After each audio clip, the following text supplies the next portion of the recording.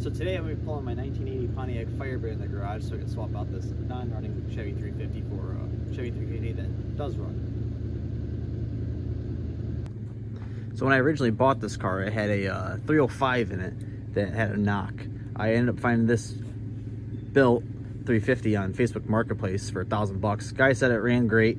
We pulled it out of his car so we could do an LS swap. So I bought it, put it in the car, and well, it did not run. So that was some wasted time and money, but I ended up picking up a TBI 350 truck motor and just swapping a carb intake on it and got that running on the stand before it made it in the car. And today we're going to be putting that motor in this car. So I picked up this car about 2 years ago or so, and the reason I bought it was because the body is actually in pretty nice shape. It only has very, very, very little rust starting right about there. I mean, other than the horrible sunroof somebody cut into the thing, but I do have a whole new roof to splice onto this car.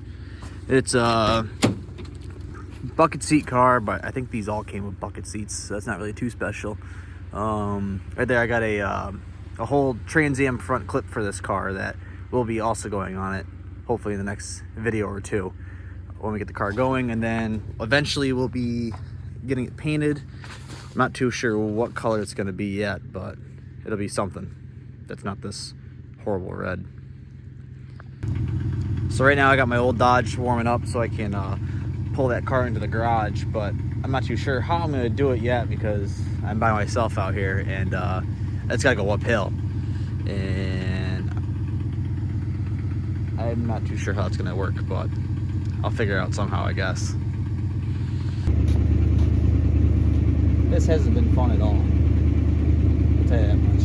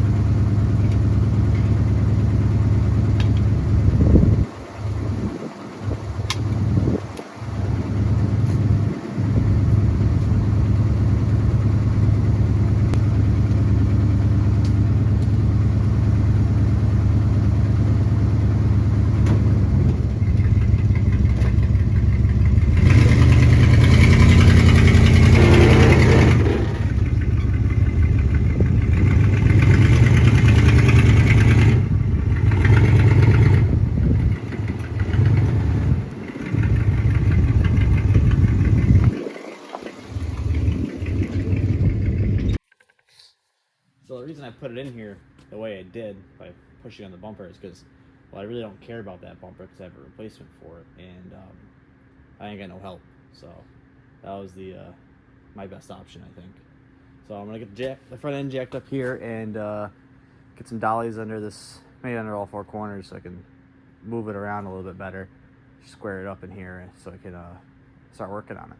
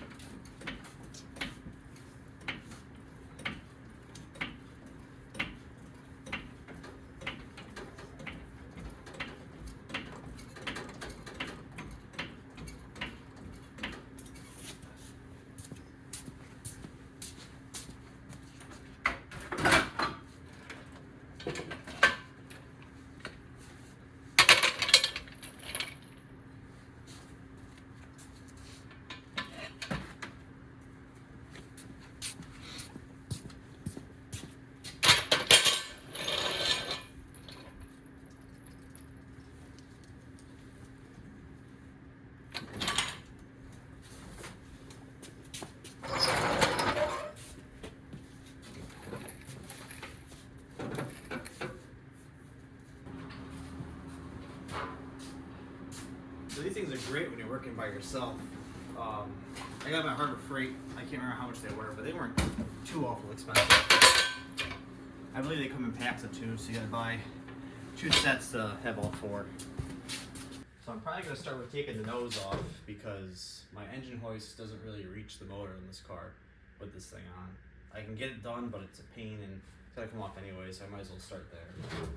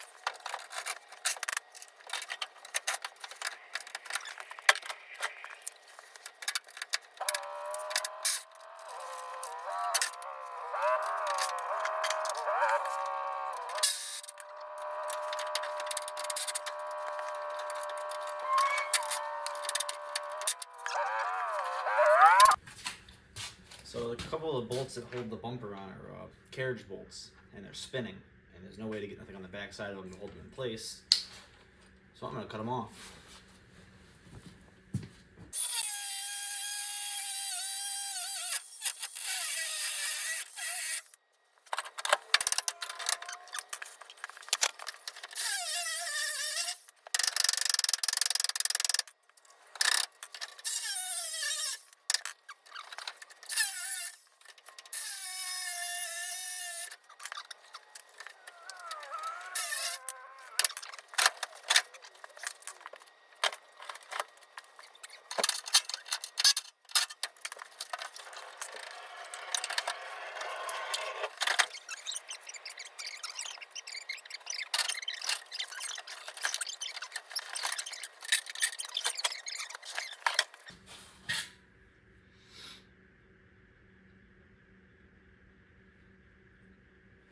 Well, I got the nose off. Had to cut 3 bolts on that side because the carriage bolts and the nut on the back side right there was not grabbing nothing, it was just spinning. So there was no way to get to the back of them for me to put anything on it to hold it in place. So I just sliced them in half, cut the nuts off them, and knocked them out with a hammer. But that's off. Now I gotta get the hood off and then start disconnecting the motor, whatever's left. I started taking it apart a while ago, mainly just robbing parts off of it, but still needs a little bit left. So if I finish my donut, we'll get to that.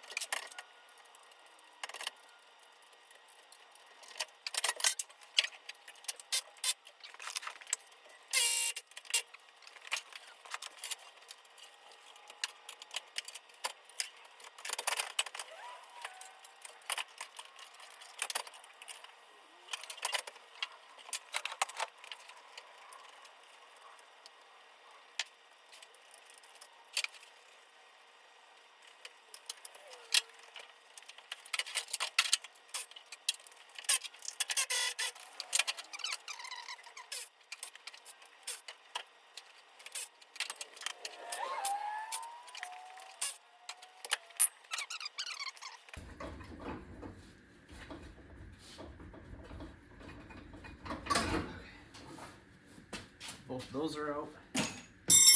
Now it should just come right out.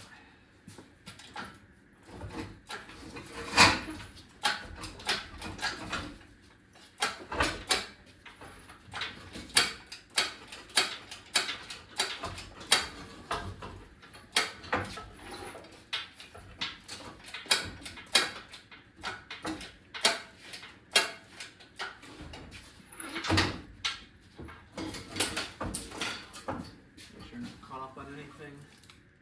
Oh, broke the hat. Oh well. This one's not on cable. I'm sure I can fix it somehow.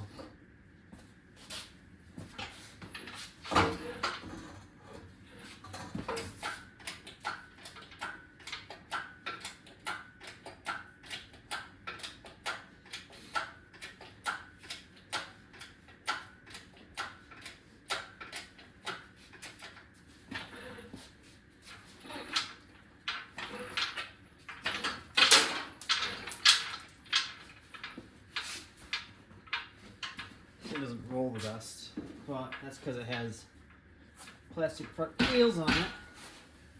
Because it had steel wheels on it, they blew out. The only thing I could find was plastic ones, and on my second set of plastic wheels already. So it's probably due for a new set here soon. But it'll work for today.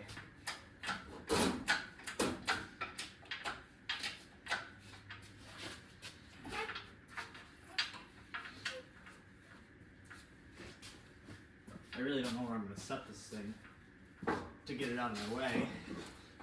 There's one of the nuts for the motor mount bolt.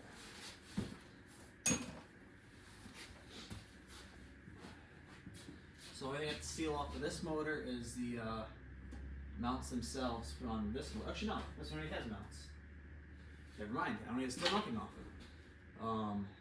Get it out of the way, clean a little bit of stuff up out of here that I gotta get tidied up a bit, which is, you know, not really much.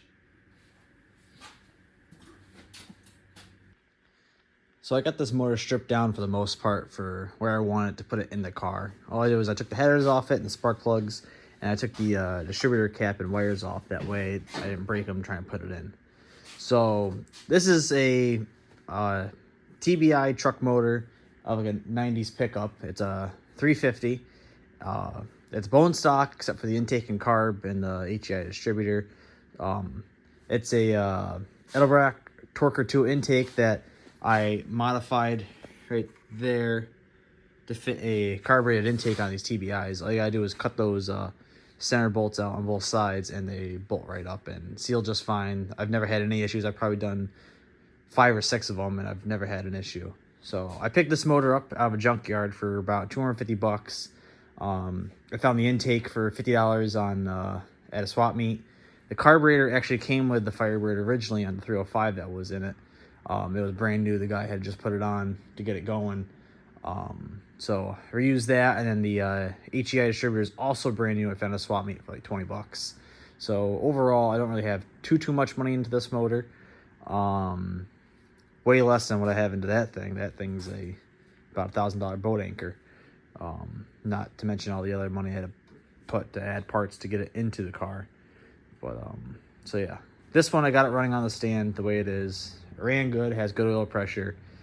It's nothing radical, it's just a stock 350, but there'll be plenty enough for this car. Well, I had to go run and do a few things today, so this is much later than the first half of the video by a couple hours. But got the motor off the stand, took all the stuff off it that didn't need to be there, and now we're ready to put it in the car and get everything back up.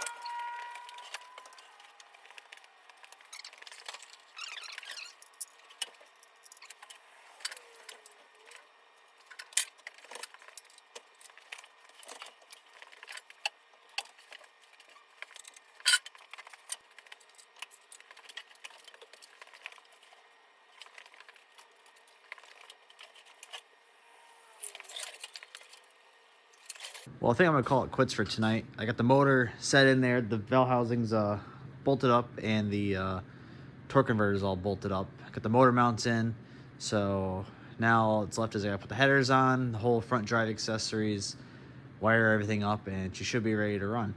All right, I got everything wired up, and I got the fuel pump hooked up now, so it should start. Let's see, I got our wire on.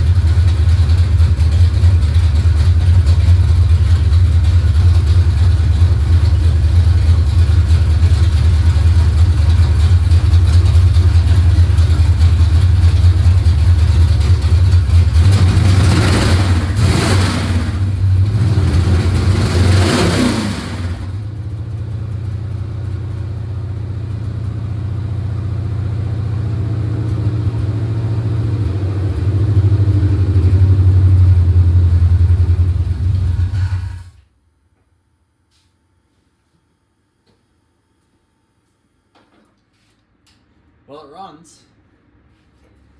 Try to open a door. So this is going to be the end of part 1 on the Firebird. Pretty much all I did was pull the old motor out and get the new motor in. I still have to finish up a few things, like put the pulleys on it and get the radiator in it and put the nose on it, but that'll have to be in part 2 since I need to steal some parts off the wagon in order to finish this one. I can't find any of my pulleys that were on the old motor in this car for some reason. I have no idea where any of them went. But luckily I can rob the parts off the wagon since the wagon's getting an LS swap. So everything on that 305 that's in there is pretty much useless to the wagon anymore. So I can use those for this car, and that'll be in part 2 of the Firebird. And then it should be able to be roadworthy again, but I can't drive it down the road since the roads are all salty here. So I'll have to wait till the spring to drive it, but that gives us time to get it all sanded down and painted one solid color, because the car really doesn't need anything else. It was a running, driving car. It's just the motor went bad, but all it really needs is just some paint and body work, and it'll be done. So I'm going to get this car driven out of here right now. It should drive out of the garage by itself, and then that'll be the end of the video. So stay tuned for the next one. I do have a few other videos that are currently in the works in the middle of filming this one. I got I don't know, probably, let's see, there's 1, 2, 3, I got 4 more projects that need to be done in the next few weeks, or started on in the next few weeks. A few of them I'm waiting on parts. Some of them I just been waiting on time to get back over to my other property to film them. But there will be more videos on the other project soon, and then there'll be more videos on this car as well. So like I said, stay tuned for those, and yeah, that's it.